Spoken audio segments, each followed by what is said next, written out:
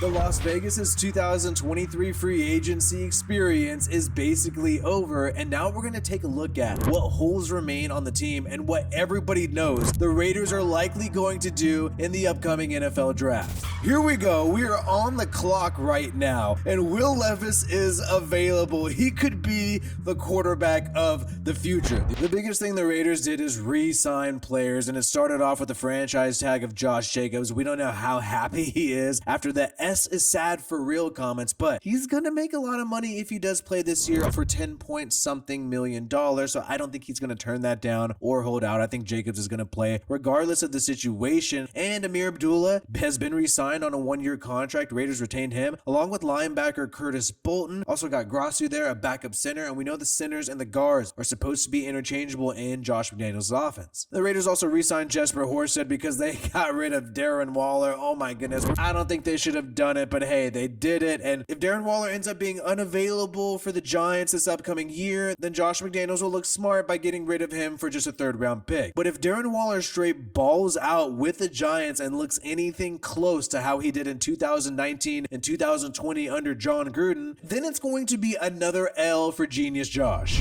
And the Raiders signed Tane Muti, guard Jakob Johnson, as well as Brandon Parker, Roderick Teamer, and Jerry Tillery, which was interesting because this was a 2-year contract for Jerry Tillery. So you sort of solidify defensive tackle room a little bit. You got Bilal Nichols, Jerry Tillery, you let Andrew Billings walk, kept Jacobs, kept all these players. And then in free agency, the Raiders didn't make too many moves. They helped build some depth in the cornerback room with Brandon Faison. He also has a 2-year contract, but really the Raiders are only locked in for 1 year. I think it was $700,000 fully guaranteed. But the big signing was Jimmy Garoppolo at quarterback. It is a, basically a 1-year prove-it deal, but the Raiders will still eat $7 million in dead money if they get rid of Jimmy Garoppolo after next year. So the Raiders, when they got rid of Derek Carr this past year, ate $5 million in dead money. A little bit more if they move on from Jimmy Garoppolo after a year, but he will be averaging $22 to maybe $25 million a year based on a lot of incentives if he plays. And then you got Jacoby Myers, $11 million a year, locked in for about 2 years. If you look at it, and Robert Spillane, a good 2-year contract, roughly $4.5 million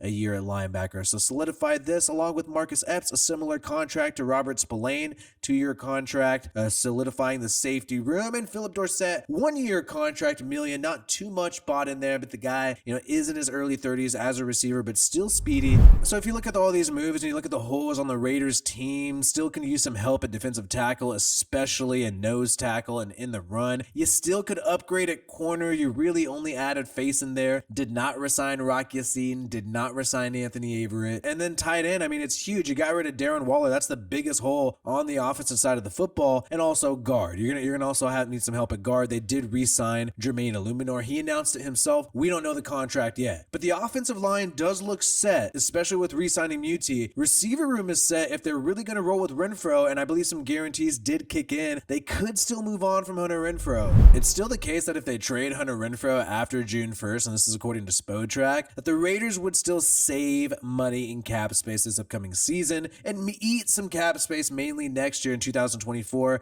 We would eat 5.5, which really isn't that bad. So receiver, tight end, possibly guard on the offensive side of football, QB outside of Jimmy Garoppolo, who hasn't been too available in his career. Let's just be completely honest, and we'd like to develop for the future, please, especially since this guy is on a 1-year prove-it deal, maybe 2-year deal. And then defensive tackle, linebacker, pretty much every spot on defense outside of edge rusher. We are going to take a look at where the Raiders stand now, and we are going to do our first mock draft of the year now that we are done with free agency, and we are going to see what the Raiders may do. If you want to help us out and help us reach more viewers like you, make sure you subscribe to this channel for more Raiders content. Here we go. We are on the clock right now, and Will Levis is available. He could be the quarterback of the future. The only problem is wasn't that much of a dual threat last year because he was dealing with some injuries. He had turf toe, apparently. But we know the year prior, this guy was a dynamic player. A lot of people are saying he could be, compared to Josh Allen. He says that's who he models his game after. He wants to be the big playmaker, Josh Allen.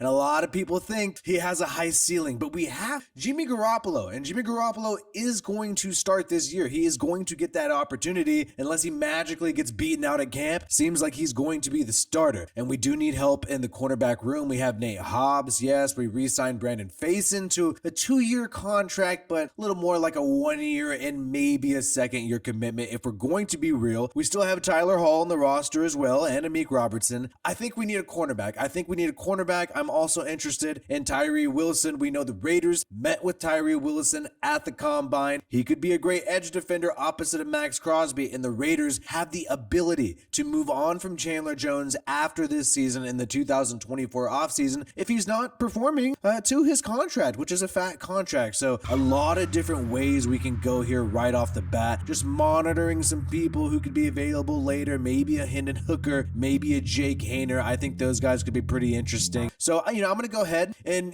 realize that Jimmy Garoppolo is at least going to get 1 year to try it out with Josh McDaniels. And apparently, because they have familiarity, they think it will work out. So I'm going to go ahead and I'm going to get a stud corner opposite of Nate Hobbs. I'm going to try to solve this for the next 4 years. And I'm going to go ahead and draft another corner who is out of Illinois, and that is Devin Witherspoon. I'm going to go ahead and draft this guy. Dynamic player in coverage this past year, especially if we do want to do some man coverage. He can have his own little island out there. He's not the most physical freak of all time, like you see some of these other corners like Christian Gonzalez out there in Oregon, but I think he is the all-around best corner in the draft. So I'm going to go ahead and take this guy and solve that right here, right now. Pick number 7, taking the best corner in the 2023 NFL draft. I like this. Now, we're here in the 2nd round at pick number 38. Good spot. And there's a lot of places we can go here with this, right? We do know the Raiders need a defensive tackle. That is a huge need. I would say, QB, cornerback, which we already solved the cornerback room, I believe. Defensive tackle, maybe a guard, and maybe another receiver too. Another receiver, if maybe the Raiders aren't fully bought in on Hunter Renfrow. Who knows, right? And we definitely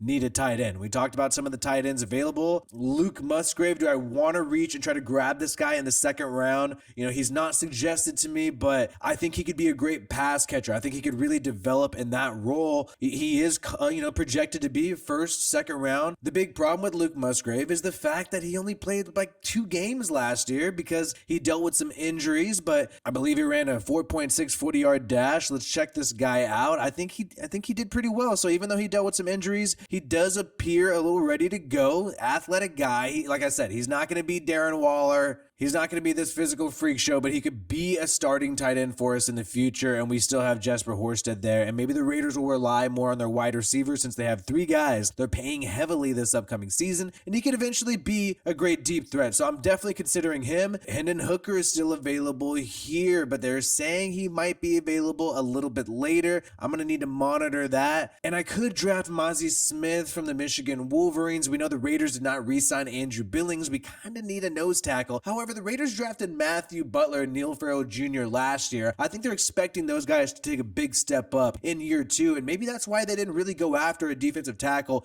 in free agency. So I'm going to go ahead and take a huge risk right now. I'm going to help build this team for the future. I'm going to draft this tight end and hope I can get Hendon Hooker or some other quarterback maybe in the 3rd round. Could this be a huge mistake? Could I have set this franchise back for several years? Could I have missed a great quarterback in Will Levis? And could I have missed possibly Hendon Hooker? Let's see if this guy's still available, because I think Hendon Hooker is the perfect guy to sit under Jimmy Garoppolo for a year, and there he is. When Hendon Hooker was playing last year before he got injured, man, this guy was a dynamic quarterback coming out of Tennessee, and he is still available right now, still put up some numbers. We know he had that injury, was not able to participate in the Combine, but, could he be, still somebody who could turn it around? We've seen quarterbacks come back off of injuries, especially leg injuries. Hey, we got Jimmy Garoppolo. He's the king of coming back off of injuries. Hendon Hooker could be this guy. Really is just sort of a gamble here, but in the 3rd round, I think it is totally worth it. I mean, this guy at one point probably would have been a 1st round pick or whatnot at quarterback. And there you go, at the Las Vegas Raiders have just selected Hendon Hooker in the 3rd round. Could you possibly believe it? Who would have thought this could happen? This is an amazing draft so far. You got Devin Witherspoon in the 1st round, and then you grab Luke Musgrave, a great tight end from the Oregon Beavers, and now you got Hendon Hooker in the 3rd round. round. This is an insane draft.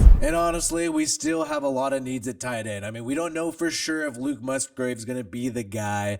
We know the defensive tackles, we're expecting them to take a big jump in year 2. So when you're taking a look at this, we just signed Marcus Epps. We still believe in Trayvon Merring. We could get a defensive tackle here in an Ajomo, and this guy seems like he could also be a 3-4 defensive end. This guy's considered a high floor run defender. That could be interesting. We can also get who I think maybe, I think we should maybe go this route. Luke Schoonmaker from Michigan. This is a type of guy who's an underwhelming receiver, but is a decent blocker. And maybe we could use this guy and he could complement somebody like Luke Musgrave really well. So I'm going to solidify our tight end room there, get these 2 rookies. We have Jesper Horsted, who was here last year. Maybe this could be good enough. This could be the young weak spot on my offense right here. And we still have a Jomo there available. This guy, a decent interior run defender. I think we're going to go ahead and have this guy complement our team in the 4th round with pick number 7, help the defensive tackle room. We just lost Andrew Billings, and now we're here in the 5th round, and this is where you don't go with the consensus of the people who are at the top of the list. This is where you sometimes just go with your heart, go with your mind, go with your body, and I'm going to go ahead and go with my heart here and get another player out of Fresno State here in the 5th round, Jalen Moreno Cropper. This guy,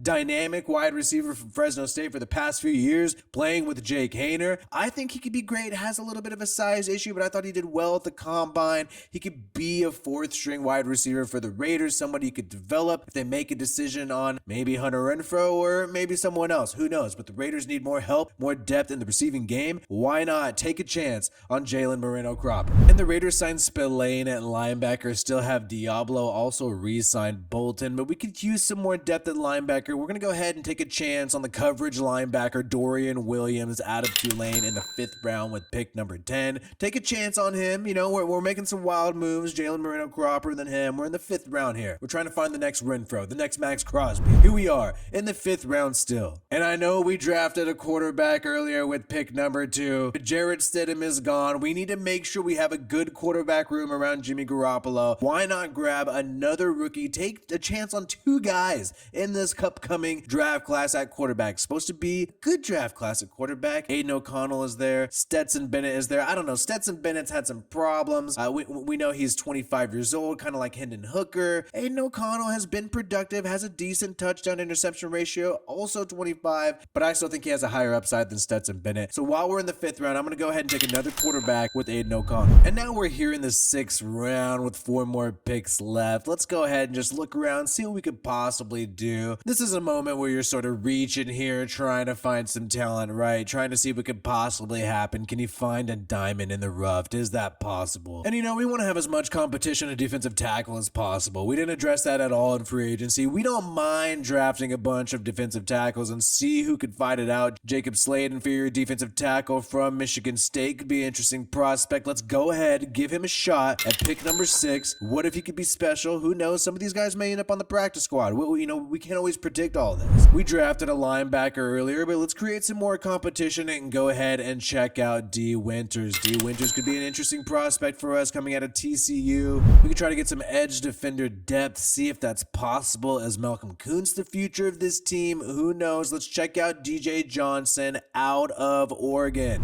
And we could check out the gadget style running back Keaton Mitchell out of East Carolina. Let's see if we can get some trick plays drawn up with this guy. And now we have our final pick in the 2023 NFL draft. This is going to be a huge decision. What can we possibly do here? We're going to try to find the diamond in the rough that the rest of the league will hate us for drafting. In the 7th round, we're going to go with Jason Taylor, the safety, who had a decent game against TCU. When you're doing well against top talent, have a decent coverage PFF grade. I'm going to go ahead and take a chance on you in the 7th round. Over 200 pounds, not too undersized. I like it. So we have completed the Raiders 2023 draft. This is amazing. We went out there, grabbed the top corner in the draft in Devin Witherspoon, and then also was able to grab a great receiving tight end in Luke Musgrave after losing Darren Waller. Also grabbed Hendon Hooker as a quarterback who could be available next year and maybe even come back mid-season, rehabbing from injury, and people say he's going to be ready to go by training camp. You already have Jimmy Garoppolo. You might as well get the highest ceiling quarterback who will be available outside the 1st round, and that is definitely Hendon Hooker. Then you also get Luke Schoonmaker, who could be a great great run blocking tight end for you and has also already played in big games out of Michigan, grabbing a Jomu, a versatile run defensive tackle who could also play defensive end in the 3-4 formation. Then you also grab Jalen Moreno-Cropper, an undersized wide receiver but has a lot of upside, and you already have your starting 3 receivers. I think it was worth taking a risk in the 5th round. Dorian Williams could be a good coverage linebacker in the NFL if he's able to develop him. Some of these guys may end up on the practice squad now that we're getting into the 6th round. This is just the nature of the game. And we grabbed Aiden O'Connell right there before we exited the 5th round. Got an A- by PFF on that one, and an A on Jacob Slade, interior defensive tackle out of Michigan State, along with DJ Johnson out of Oregon, and then Keaton Mitchell, the gadget player, in the 7th round, along with Jason Taylor, the safety out of Oklahoma State. So all in all, we got a B+ on this draft. PFF did not like some of the moves. They did not like us grabbing a Joe move there in the 4th round. Did not like Luke Musgrave in the 2nd round, but I was able to grab Hendon Hooker in the 3rd. I think if I would have put Hooker there in the 2nd, they would have liked that a little bit better. So after the draft class and with all these moves, the Raiders could still be a competitive team. I think Josh McDaniels is gambling heavily on Jimmy Garoppolo being an upgrade from Derek Carr, and also gambling heavily on the fact that a tight end in the draft will be just as good as Darren Waller has been for the past 2 years. So it's going to be really interesting to see how some of our former players do elsewhere and to see if McDaniels ends up being right. And if he's not right, we'll let him know. And if he is right, we'll let him know just as much. There could be a shot that Genius Josh gets this all right and he's building an amazing team that's going to be competitive next year. But honestly, after all these aggressive moves that he has made, getting rid of Waller, moving on from Derek Carr, grabbing Jimmy Garoppolo, not making a big play for Rodgers or any other quarterback available, I think McDaniels is telling us that he could win, and I think he should have high expectations this year. He believes that he can get more production out of his quarterback Jimmy Garoppolo than Derek Carr. Josh McDaniels should be in the playoffs this next year. You have Devontae Adams. You've made the roster in your own image the past 2 off seasons. It is now time to raise the expectations. I don't think he should be able to get a pass and be like, oh, well, he's rebuilding, reshuffling things. No, you've made these decisions yourself, and other teams have thought that some of these players that you've gotten rid of are pretty damn good. Teams like the Giants, teams like the Saints. So hopefully the Raiders do get to the playoffs, and Josh McDaniels is right, choosing Jimmy Garoppolo and making a lot of these moves. I think this team, no matter what, especially if they have a draft class like this, could at least be really competitive the following season and start to build something great this upcoming year. It is really hard for me to drink the Kool-Aid right now. I don't know if Jimmy Garoppolo is going to save the Raiders, but we did make a film on Jimmy Garoppolo, everything that you need to know about the guy, and the possibility that he could ball out, and the fact that he is hungry after being sort of played and rejected by the Niners. So check out this Jimmy Garoppolo mini film. Really good thing for Raiders fans to watch who maybe don't know too much about the guy. Either way, peace out everybody, and I hope you have a good one.